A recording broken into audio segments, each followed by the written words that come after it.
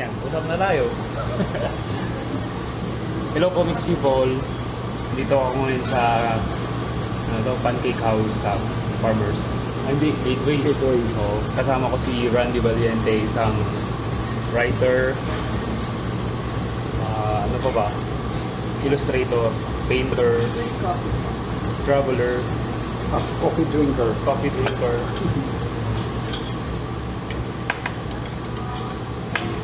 Thank you. Ayan. Ano pa ba? Maliban dun sa vlogger, ano pa ba? Wala, hindi na ako nagbo-vlog eh. Sila dati, di ba? Tapos naging editor ka rin ng yung Pinoy Comics Review. Ano na, wala na, ano na. Ano pinagagawa ko ngayon? Nangungulit. Kailan ka nagsimulang mag-drawing? Nako, ano na. Since time immemorial. Hindi, bata pa ako, ano na eh. Yun na talaga yung hilig ko. Talagang sa arts? Oh, wala naman sa writing? Ano bang nauna? Writing o arts? Drawing talaga. Drawing. Actually, wala naman naka-influensya sa akin. Although yung uncle ko kasi, artist talaga.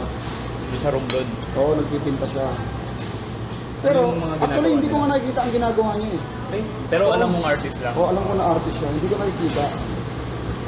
Siguro, ang naging malaking influence sa akin yung comics eh. Kasi, nagkalat sa amin ng comics nung araw eh. Sa Romblon? Layo nga ng reach ng comics, no? Oo. Ano lang, nakikita ko yung mga kapitbahay namin nagbabasa. Eh, syempre, may mga picture yun. Pag bata ka, doon ka na-attract eh.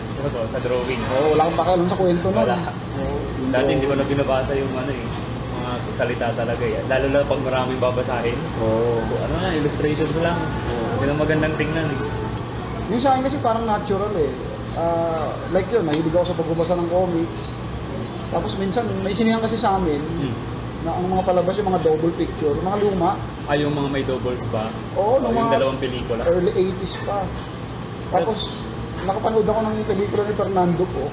Nagaling sa comics. Hindi, ano yung Pelikula lang talaga. pelikula niya. Tapos pag uwi ko sa bahay, kumuha ko ng papel, ginawa ko siyang comics yung napanood. Anong natatanda mo pa ko ng pelikula yun?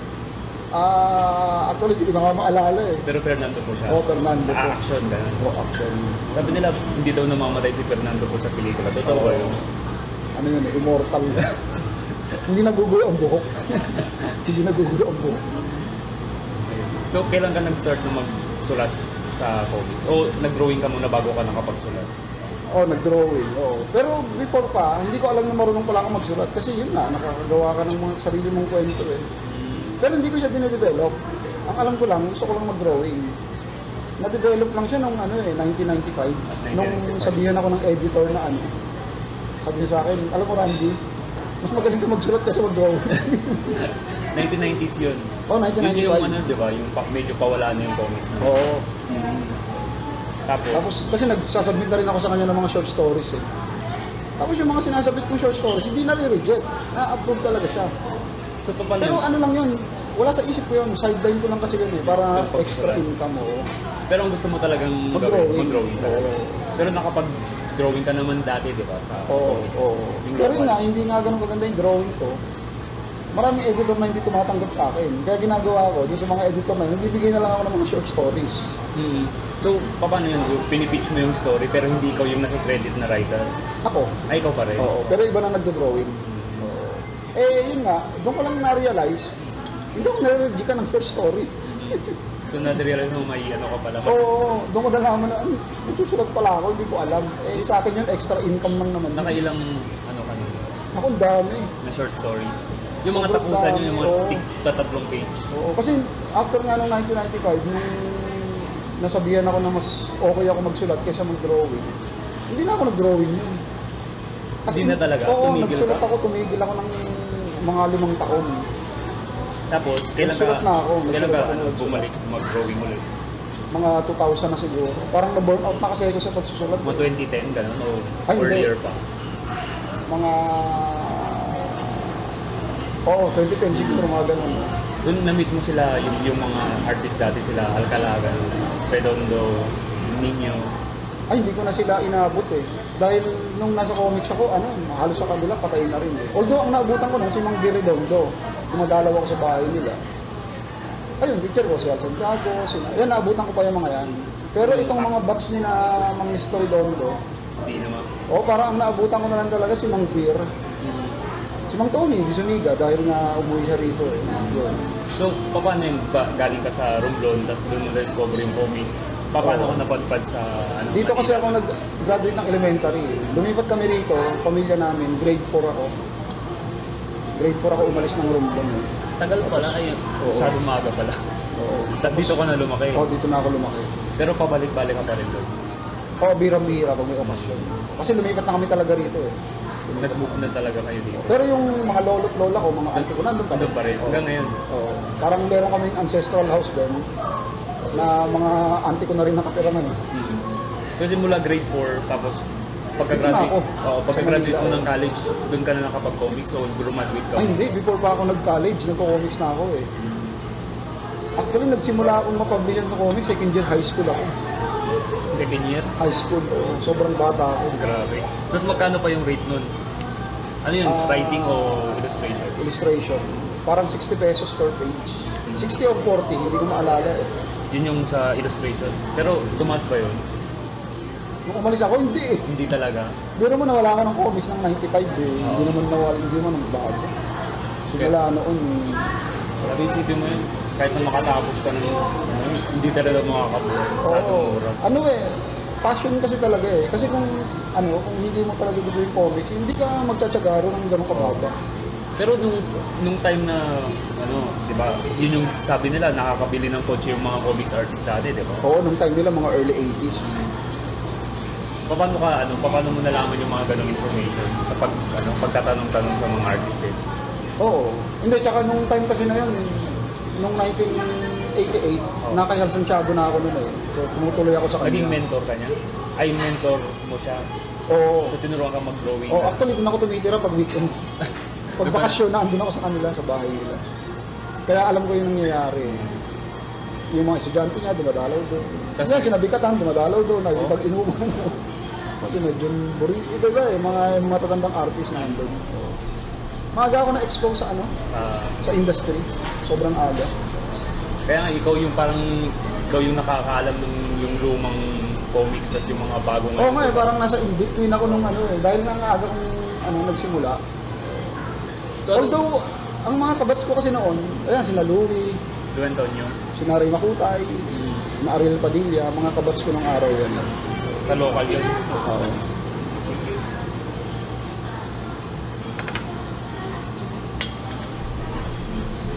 Tapos, di ba, nag-comics ka ng local dati. Tapos nung tumigil ka, tapos ngayon nakakapag-drawing ka naman sa sa US. Paano mo Kasi naman? nung time na yung 2010, nagsusulat na lang ako, di ba, full time. Oh. Na-burn out ako eh. Kasi nagsusulat ako sa pocketbook, sa magazine. Pati pocketbook. Oo, nagsulat pa nga ako ng mga stage play eh. Pati yun. Then parang bigla ko na parang nagsawa ako. Sabi ko, paano ba ako napunta rito? Hindi ko alam. Yung sa pagsusulat na talagang dire-diretsong sulat. Tapos nung time kasi na yun, yung classmate ko ng college, nagtayo ng computer shop. So may internet. Nag-search ako ngayon. Matingnan nga yung mga nangyayari sa comics ngayon. Kasi wala na akong balita eh. Ay, talagang umalis ka na ng 100% sa comics. Hindi Tapos naman nagsulat ka 100% kasi from time to time dumadalaw ako ng Atlas eh. Pero hindi na ganun kadalas. Konti na lang yung mga titles nila. Oo, tapos ang dami-dami pang artist, writer nagsisiksikan dun. Siyempre, may kisilip ka pa ba ron eh. So dumadalaw ako, tapos yun, nag-search ako sa internet. Sabi ko, yung mga artist pa lang na gumagawa sa US. Yun nga, sila Jerry, sila Lionel. Although, nung 1995 pa, alam ko na kasi yung pumunta nga rito si Willis. Oo. Nabalita na rin sa comics community, nagpunta rito si Willis. Tapos sila Gilbert, nagtuturo sa Mega Mall. Yan. Sila Louie. Pero di ba bago pa nun, ba Alex Ninyo, nandun na sila? Oo, before pa, mga 70s pa yun eh. Hindi mo pa alam yung timeline? Alam ko na yun. Alam ko na yun. Pero, hindi sila kagaya ngayon na yung madali ka nang makapag-comics ngayon kasi sa USA. Nung time kasi nila, kailangan mo ng agent eh. Kasi nung time na naging agent si Redondo, naging agent si Tony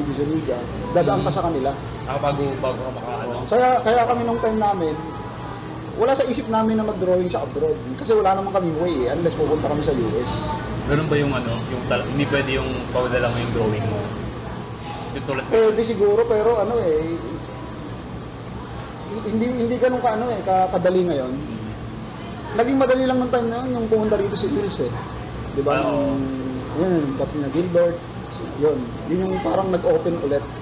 Pero before nun, parang wala sa isip namin yun eh. Hindi namin iniisip na mag-drawing sa US. talagang no? So, kailan ka di ba? Ayun, pagkatapos ko mag-search sa internet, yung mga artist pa pala na Mga nag-drawing sa 2000 na yun, US. o 90s pa. 2000 na? 2000. 2000. Year 2000 yun. Tapos, kailan mo nakuha yung una mong, yung gig sa... Kasi ang tagal ko din nag-drawing eh. Medyo takot ako eh. Sabi ko, sample ako, baka i-reject eh. Dito nga lang sa Gasi, ayaw tanggapin yung drawing ko sa US. So, nag-drawing ako na nag-drawing. Nasaktuhan ko naman, may nag-inquire sa akin na parang self-publisher na maliit lang talaga siya. Sa US na yun. Tapos ang offer niya sa akin, walang bayad, bibigyan niya lang ako ng complete. Sabi ko, sige, okay lang. Okay lang sa'yo yun. Kasi yung time na yun, nagpa-practice din ulit ako.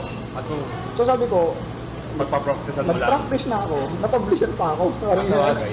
Yun ang nasa isip ko ng time na yun. Anong title mo? Yung Rare Earth Chronicles na, ayun ko, kung ano nangyari doon. Ayun, Ilang issue yun? Isa lang.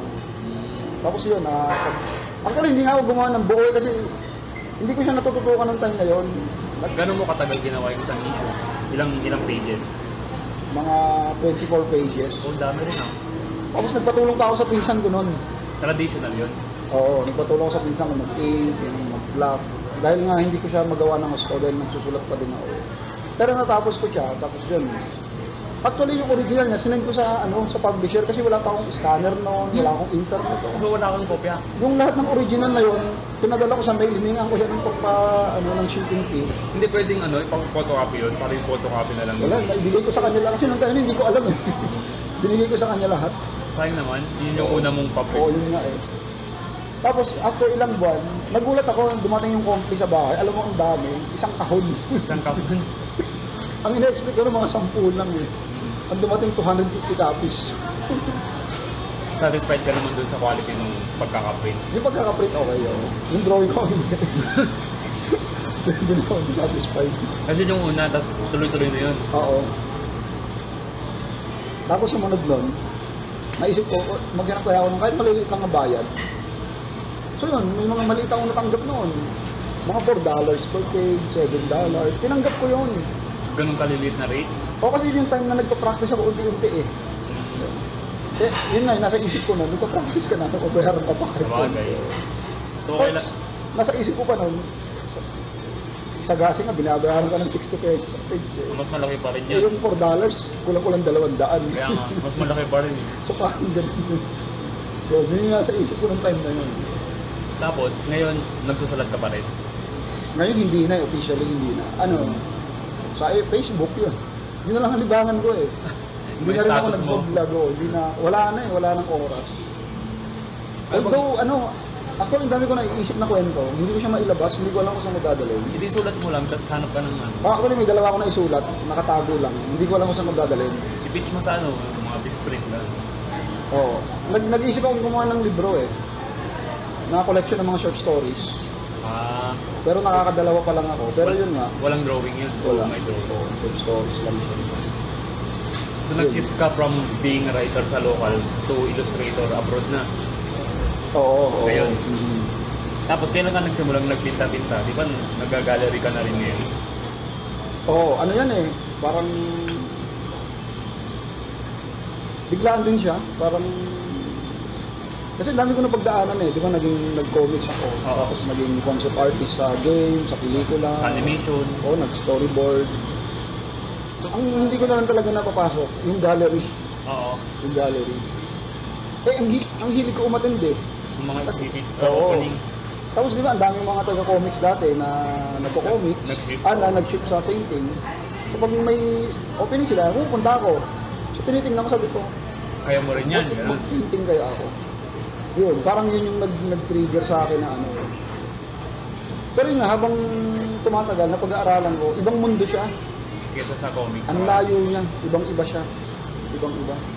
Hindi porket talented ka sa comics, madali mong mapapasok ang fine arts world. Iba. Iba. Mapolitika rin. Oo, iba ang mga tao, iba yung kakausapin mo. Ibang-iba siya. So, kung papipiliin ka, anong gusto mo? Gusto mo mag-comics o mag-painting? Mas gusto ko mag-comics. Comics pa rin. Ang problem kasi sa comics, sobra siyang technical. Mm-mm. Sobrang technical siya eh. Ang painting kasi, mas may freedom ka eh. Mas may freedom yung ginagawa mo. Nabanggit mo kanina galing ka sa animation, di ba? Storyboard. Ba't hindi tayo nakakagawa ng parang sarili nating animation? Merong lumalabas pero di ba, parang ibang-iba pa rin yung quality kumpara sa ginagawa sa Japan saka sa US. Alam mo, malaking factor economy. Economic talaga. May nakaisang friend ko na na German. Nagkausap kami minsan yan eh.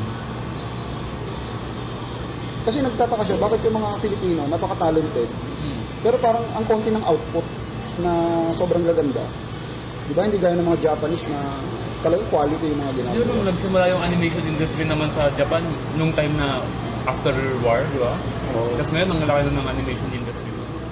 Ano kasi tayo eh, dahil nga mahirap yung bansa natin, uunahin natin yung kikita tayo agad. Lalo pag may pamilya ka, siguro kung binata ka, pwede kong sumugal eh. Oo.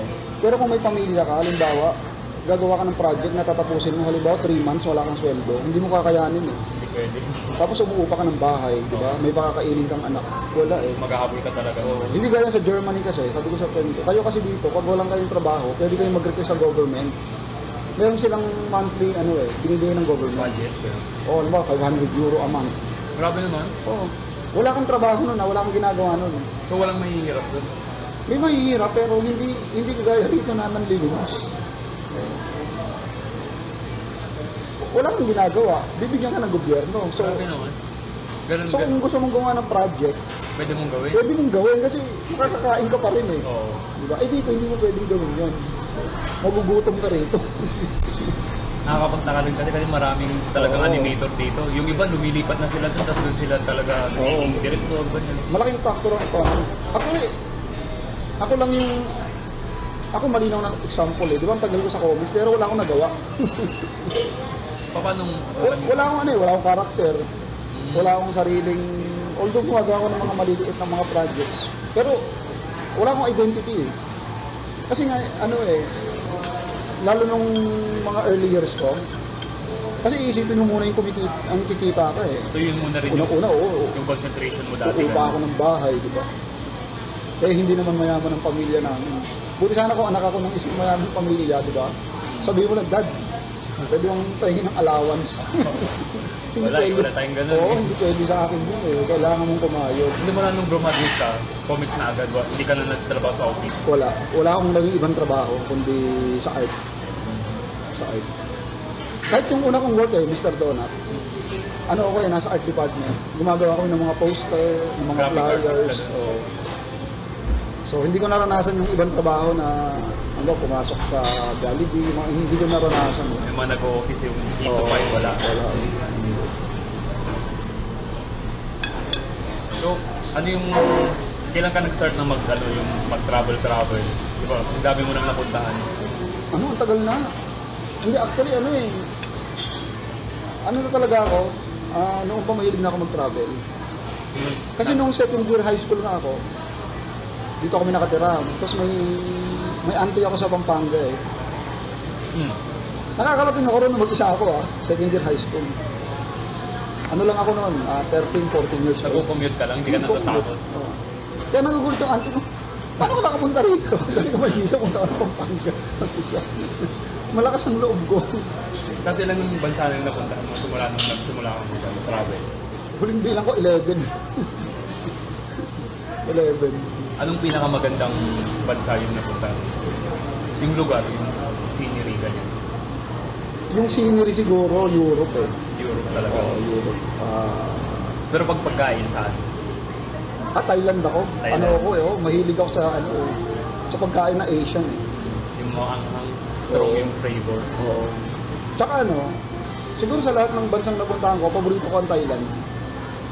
Kasi ano siya eh, hindi siya malayo sa atin. I mean, hindi malayo yung itsura. Para siyang nag-improve na Manila, di ba? Parang, ang ganda ng trend nila doon. oo. Para siyang in-improve na city natin, parang gano'n. Ano dumating tayo sa ganung point? Oo. Kahit na yung trend lang. Hindi kaya ng halimbawa ng Berlin o ng France. Ano, talagang para out ka. Kasi ang layo eh. Ang layo sa atin. Parang, kung mag-isa ka doon, baka sumigaw ka na lang, saan ako? Ibang iba yung culture nila. Oo, ibang iba yung mundo. Pero hindi naman hindi na ka naman nila Hindi, discriminate. mababait ang European, mga German. Nung una nung first time ko nakarating doon, syempre nasa isip mo iba eh. Oo. German, Hitler, mga ganun, Nazi. Oo. Pero pagdating ko ron, wala, nagiba lahat nung ano ko. Sabi ko, Mababait sila. Oo, mababait pala ng mga Germans. Iba. Nag-iba yung tingin ko sa kanila. Sana naman sa mga, kung mahilig ka sa art, anong bansa yung pinakamagandang puntahan? Europe eh. Europe pa rin. Alam mo ano, Ilang Michelangelo, gano'n. nung pumasok ako sa Louvre Museum sa Paris, nakita ko yung mga malalaking, mga murals, kasi lalaki talaga ng mga walls. Pero Sobrang canvas lalaki. yun. Oo. Alam mo, pasensya na kay Juan Luna. Alam mo nung nakita ko yung mga malalaking paintings, Oo, mga luma din yan. oo, nung mga gawa ng mga Renaissance artists, sobra talagang nalula ako. Kaya nung bumalik ako ng National Museum last year, tinignan ko yung Espolarium. Mas maganda yung nakita mo. Oo, parang nawala yung ano ko eh. Hindi ako masyadong na-amuse. Although nung una ko nakita yung Espolarium, talagang Maganda kayo malaki. sobrang ganda talaga dahil ang laki-laki. Pero nga, yung nakita ko yung mga gawa ng mga Europeans, Mas malaki pa sa ang Espolarium. lalaki. Tapos sobrang dadami tao. Pero yung mga painting na, isang painting, mga hundreds ng mga tao. So, paano ginawa ito? Parang hindi tao mga gumawa nito. Pero matagal din ginawa yun. No? Sobra, nag-iba yung tingin ko. Naalala mo ba kung sino ang artist mo? Ay, yung mga Renaissance, Oo. naku, ang dami. Kung magagaling talaga, Oo. yung hindi sikat. Oo. Mga nauna pa kina Michelangelo, kina Da Vinci. Nag-iba Mga talaga. sikat Pero karamihan. yung comics ba sa Europe, okay din? Buhay, oo. Buhay din. Iba lang yung scene nila eh. Iba yung eksena ng mas mature ng comics ng Hindi sila, European kaysa American. American kasi halos Superhero. superhero, di ba? Bihira lang yung ibang team. Oo. Sa Pilipinas, may industry ba tayo masasabi? O yung independent sa yung Independent konting, eh. Oo, wala pang masyadong ano yan. Tsaka ano, ang comics ng Europe, naka-ano siya eh, nakalinya sa literature. Ang comics kasi ng US, nakalinya sa entertainment. Oo. Medyo magkaiba eh. Kaya yung mga comics ng European, makakabasa ka ng mga ano eh. As in, parang literature talaga. Tapos, ang gagaling pa ng mga nag-drawing. Hindi kilala sa US yung ibang mga artist nila. Pero Kasi ang movies gagaling. doon galing. Oo. Pero ibang-iba yung art niya kumpara sa, kay Jim Lee. Oo. Ibang-iba talaga eh. Layo. Yun nga, dahil entertainment nga yung line ng comics sa US. Medyo magkaiba. Parang sa atin, actually yung comics natin more on entertainment din nung araw, di ba? Nung panahon ng Gaso at Atlas. Oo. Sa entertainment tayo nakaline eh. Hindi gaya ng European na literature yung line nila. Hindi nakaline. Pero ngayon, diverse na rin dahil sa independent. Oo. At least, ano nga eh, mas may freedom nga ngayon eh. Kahit ano yung gusto mong gawin, bahala ako, walang aawat sa iyo. Kung na yung trip mo. Tingin mo ano yung pagkakaiba ng comics, maliban sa yung obvious na mas marami ng comics dati kaysa ngayon? Ano yung yung pagkakaiba ng industry dati ngayon? Ang dami niyang pagkakaiba eh, pero marami siyang pagkakapareho. Ang gusto ko dun sa unang industry, ano siya, dahil trabaho siya, mas disciplined yung mga creators. Ang ganda nga ng mga artwork dati na hindi ko na masyadong nakikita So, ngayon. gumagawa sila sa deadline, Oo. kailangan i-submit ng ganitong araw. So, mas disciplined yung creators. Ang problema doon, walang freedom. Kasi kung ano lang yung... Kontrolado sila ng editor. kontrolado ng editor, kontrolado ng market. So, kung may idea ka, hindi ka pagbibigyan. Parang ako, nung time na yun, ano rin ako eh, ang dami kong mga ideas, gumagawa ko ng mga synopsis. Binibigay ko sa editor, hindi ako tinatanggap. Unang-una, kasi wala silang tiwala eh, bata mo pa, gagawa ka ng nobela. Yun, sobrang aga mong nagsimula eh. Oo, o kaya sasabihin sa'yo, ay wala pang bakante kasi naka-line up na si ganitong writer at artist na kilala. So, paano ka makakasingit? Diba? Eh, limited lang yung pages na po. So, mas pinapaboran talaga yung mga may pangalan na. Oo, may ganun. May ganun talaga eh. Hindi Kahit maiwasan. ngayon, Oo. Ngayon kasi, ang gusto ko ngayon, mas may freedom yung creators. Ang problem ngayon, dahil na sobrang freedom, wala namang nagmamando sa'yo, bahala ako ano gawin mo. Diba? Hindi mo pwedeng gawing trabaho ngayon. Oo. Iba siya eh. Unless maging ano ka, yung sila money. Oo, kung kumikita ka talaga Oo, ng sila makakabuhay ng pamilya. Pero bihira, sobrang mabibilang mo lang sa kamay yung nakakagawa. Eh. Oo, pero kung maghihintay ka na ng Comic-Con, tapos doon ka lang kikita, di ba? Hindi rin pwede. Paano ka kakain? O kaya ngayon, parang nangyayari, happy lang talaga. Oo. Or, meron kang pwede kang mag-comic siguro abroad. At the same time, gumagawa ka dito. Pero bihira din gumagawa nun kasi yung iba tinatamad ng mag-drawing. Yun nga, ang problem kasi, yung nakagawa na sa abroad, ayaw naman gumawa rin ito. Oo, kasi hindi free lang kapag dito eh. Nakatikim na kasi sila ng iba. Break muna tayo para makapagkape ka. Sige.